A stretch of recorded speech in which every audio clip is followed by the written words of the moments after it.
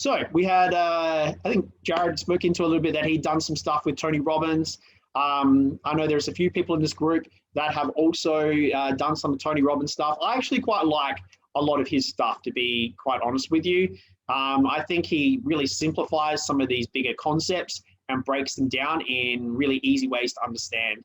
And one of the exercises that he had at his UPW event was this pyramid of mastery. And really what he spoke into is, in life, the pyramid kind of has to have these foundations. And, you know, you can look into, say, Maslow's hierarchy of needs, for instance. You know, we have to have that safety, that protection, that procreation, safety, comfort. We have to feel like there's some love and belonging in our life, you know, self-esteem and achievement. We can't reach these higher levels of being if we don't have some of the basics. And even you've got here on the other side, the chakra model. And ultimately, a lot of you people, obviously, in this group understand that model too. And that these energetic centers also are linked into this conscious awareness that we sort of go through within a lifetime. And when we don't sort of heal these aspects of ourselves that are connected to these energetic centers, we have these issues keep showing up in our life as well. There might be, like, you know, safety, survival things, an inability to really create. We're totally like procrastinating all the time, or, you know, having a closed heart. Obviously, there's this push-pull of love happening all the time as well. So, you know, it's taught in so many different teachings, but at the same time, we have to have these steps, these foundations have to be there for us to raise to these higher levels of being, these higher levels of awareness, and ultimately these higher levels of creation in the world. So that's why I quite like this model, because one thing that he speaks into, and I find this very hard to fault when you start unpacking it, is the first part of the pyramid talks about that we have to have some mastery over our physical body. Now, what does that mean? At the end of the day, anyone here that's ever experienced ill health will tell you, you know, if you don't have your health, it's pretty hard to really be operating at your highest potentiality. You know, you don't really have, you know, heaps of energy or heaps of enthusiasm or motivation when you're super sick. And maybe you haven't been super sick before, but maybe think of a time where you had a really late night. Maybe it was when you were younger, you had maybe too many drinks or something. How much energy, how much motivation did you have that morning? How good did you feel? Not very, probably. And this, you know, this is something that we can attach to, where we go, ultimately, when we have this higher level of energy available to us, it allows us to be in a certain state. When we're in a certain state, it allows us to create. Okay, so the physical body is very important, because ultimately in this lifetime, the way in which we experience in this world, at least, is through this physical body. Okay, and we need to look after it, because you're in two places to live right now, this body and this earth. So we should probably look after both, right? And this physical body, depending on how you look after it, it's going to cultivate a certain level of energy, and your physiology and your psychology are 100% connected, right? When you have heaps of energy, your psychology operates in a different way. When you have very little energy, when you're really tired, we've all been there, we become quite emotional. And when we become overly emotional, like, we don't usually see things as they are. When we're really angry, frustrated, pissed off, upset, we tend to react more than we respond. True? Right? So when we look at this physical body, we need to look after this physical body, because it's also playing in to the mind. It has a direct relationship with both. So it's important to have some rituals around not how our body looks, so to speak, but rather how we feel in this body.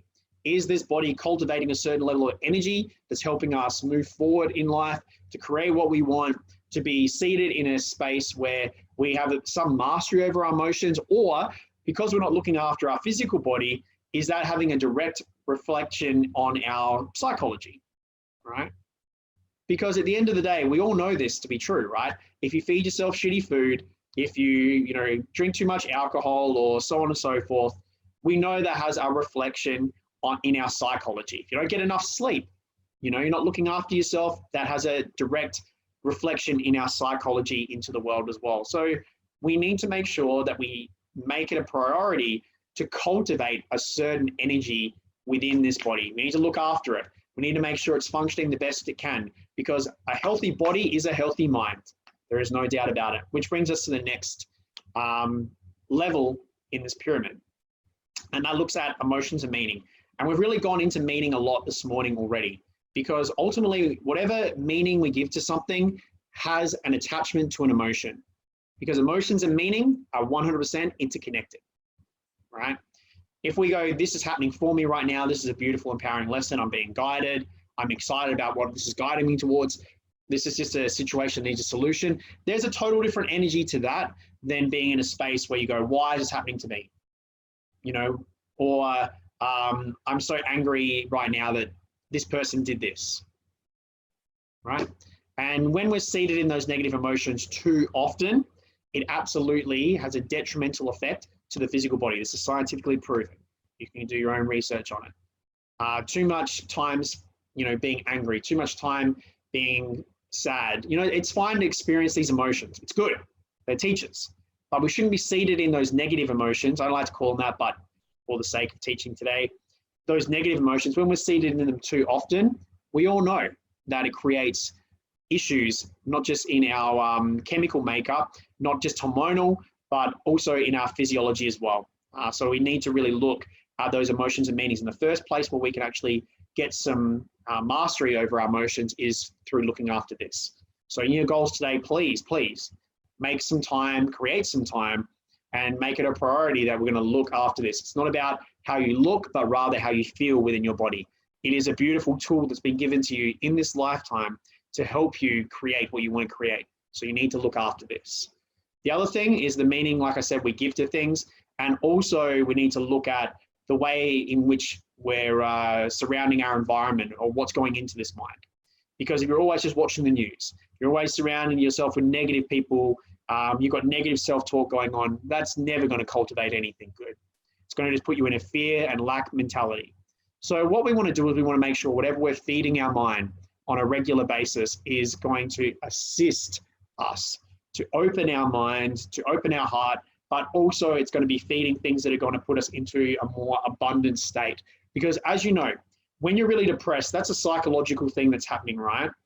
But how much energy do you have? When you're really anxious, does that have an effect on your physiology? Of course it does. So we really need to be careful what we're exposing ourselves, the people we're exposing ourselves to. And actually, when we look at this concept of environment is not just the people you surround yourself with, but it's also the place which you are spending most of your time, working and home environment as well. It's so important to even create, even in your own home, a little space that you can go to that's a little bit of a sanctuary. Because the thing is, it's even being proved by science now that over time, by putting yourself in a certain environment, it has an effect on the energy around you, it has an effect on all of your cells, all of your organs, obviously your psychology, your energetic self, if you want to call it that as well. But also over time, it starts to adjust DNA. Crazy. So we need to look at the environments we put ourselves in on a regular basis. And what are some environments that are going to help cultivate a certain level of energy? One thing that I love doing is getting out into nature and hiking. And in terms of weight loss, it's actually one of the best things you can do, because it's got so many benefits. Not only are you getting a physiological benefit from doing the hiking, long duration, you're seeing some beautiful places. It's making you appreciate the beauty of the world, but also it's putting you into that environment. And as human beings, we're not separate from the environment. We've created a world that's a little bit like that, but we actually live in more harmony when we're in nature more. So we need to look at environment as a very important part of how we can find that mastery of emotions as well. So look at the people you spend your time with. They will have a direct, I guess you would call it a direct unconscious response to you in your life as well. So if people you're spending your time with are, essentially people that are not growth mindset and not heading in the same direction as you, I would start to limit the amount of time you spend with them and start to find some other people that when you have an interaction with them, you don't walk away feeling drained. You walk away feeling like there's been an equal energy exchange which has taken place. So the next part of this pillar is relationships. And relationships is not just the relationships with others, but dare I say it, probably the most important relationship you ever have, the relationship with yourself. And you really can't love another until you've really found that love for yourself. There's no doubt about it. And the relationship with yourself is one of the most important ones to start with, because the relationship with yourself really defines what you will accept and what you won't accept, how you will allow people to treat you and how you will not allow people to treat you. It defines the boundaries that you create for yourself, but also it allows you to step into a space where you realize that you are important. In this reality, you are the number one. You are the number one. Yes, you have people that you love and care about, but if you don't look after yourself, the people that you love and care about, you're not going to be no good to them if you're in and out of hospital. So you need to really put you first and foremost. It's not about being selfish, it's about being self-full.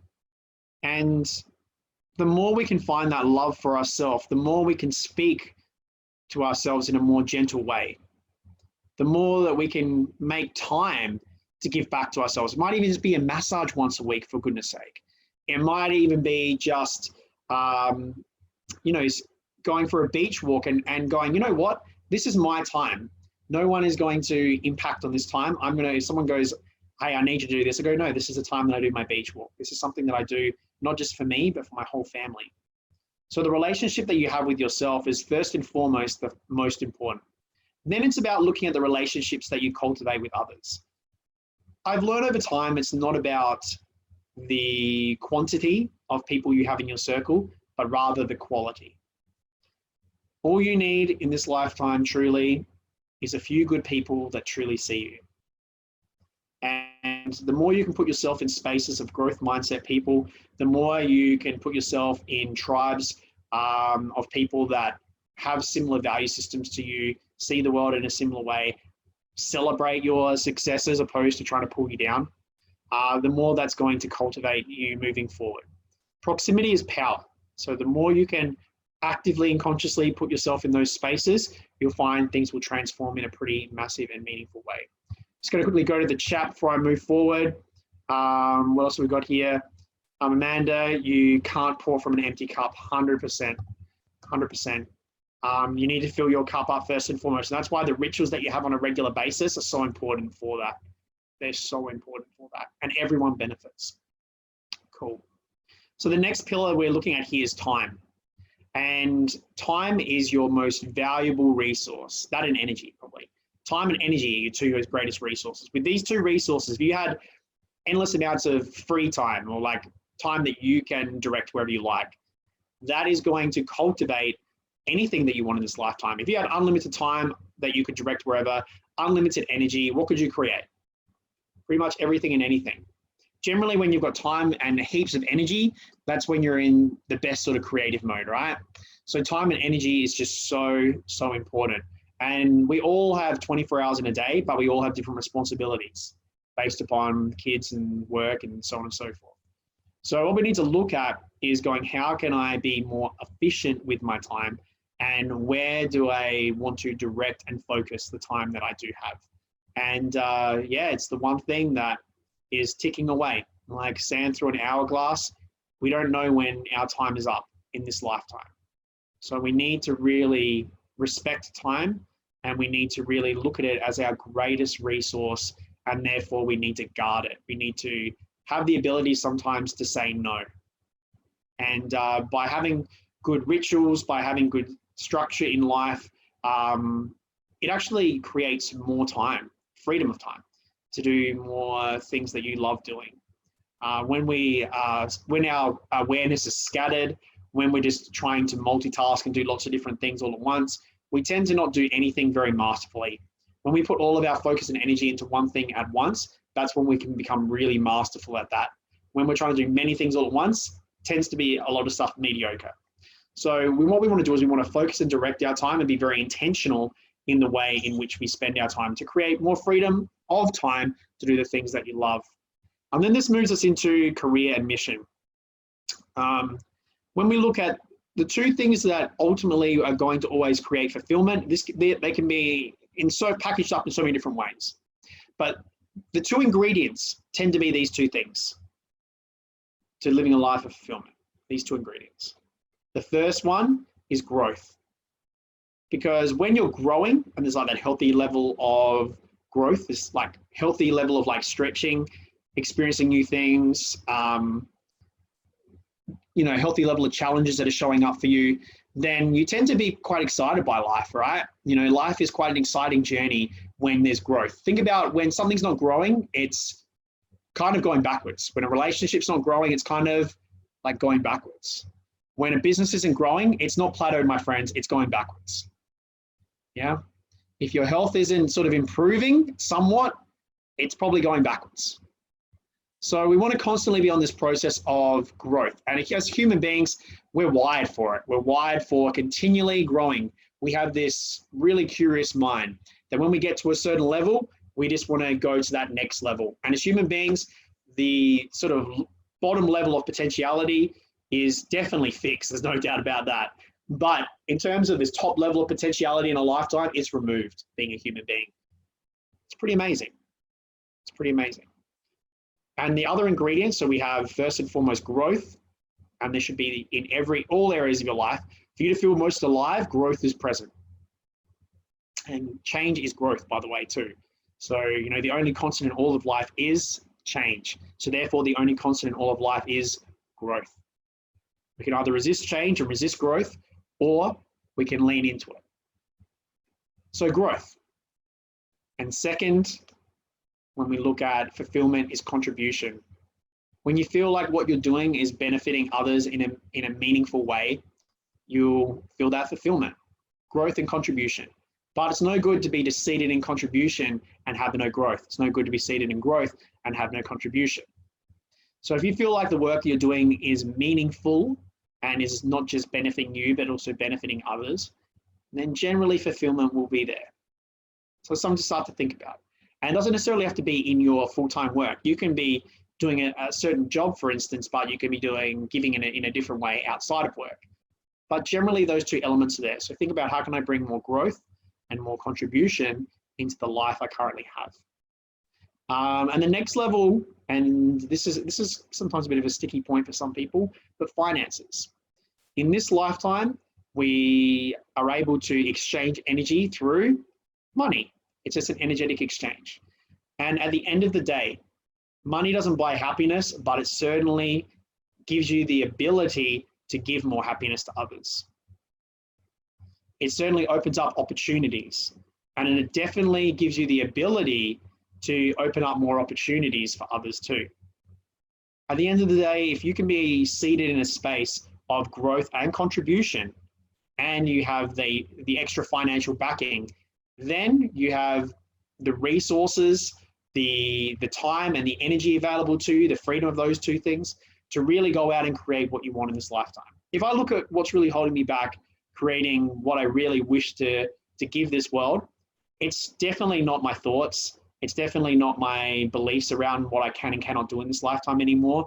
It's more around the financial abundance. And I'm working on it, don't worry, it's all in the pipeline. But at the same time, the one thing that's really restricting me from impacting and giving in the way that I'd love to give is financial abundance. And even in the Bhagavad Gita, which some of you may or may not have heard of before, which is an ancient yogic text, one of the most ancient transcribed texts in the world. It actually talks about, as far as moving through our life, some of the goals of one's life essentially is to dissolve karma, so those cycles that we keep repeating, and to move beyond a human life. Okay, that's another level again, but it also talks about to create wealth. And it talks about this concept of creating wealth, but not hoarding the wealth, rather freely giving it away and using that wealth for good, leveraging that wealth to assist others in their journey as well. So it's important. It's important, and I think we all need to give some importance to it. And we need to look at our money story. We need to look at how we value ourselves. We need to look at how we value our time. We need to look at how we value the skill set that we have. And we've got a lot of beautiful people in this group that are working in healing modalities as well. And, you're not just putting things through a checkout, like you're assisting people in their innermost healing. We need to charge appropriately for that because there is an energy exchange that is taking place. And when people invest, they're invested. I don't tend to run much free stuff anymore, mainly because I want people to, at some level, be invested in this process. When you invest, you're invested. And there has to be an energy exchange so that you don't walk away from the process feeling totally drained every time as well. So look at that. And, creating wealth is totally different to running a business. So that's something else we can maybe talk into a little bit later today if we have the time. But wealth creation and running a business are two separate things. Running a business does not guarantee you wealth.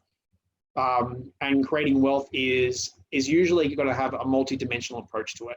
It's as much a psychology as it is a strategy. And it's a science essentially as well. And you can see up the top there, at the top of the pyramid is contribution and spirituality. And whatever spirituality means to you, really. But, ultimately I believe spirituality is really how can we continue to expand? How can we continue to live in this abundant mindset? And how can we get into a space where we can step more into selfless service? And it's the intention that you do things. Where you're seated in intention is so important to the energy that people feel when they're interacting with you as well.